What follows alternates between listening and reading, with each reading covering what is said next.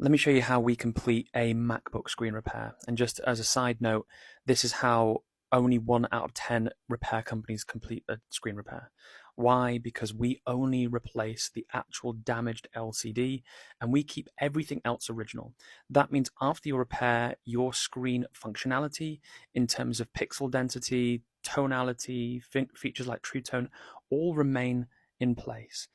Replacing the entire screen, which is not what we're doing here, makes sure that you lose functionality of things like True Tone. If you're a designer or someone that can see color tones like that, spend a lot of time on social media, you'll see the difference.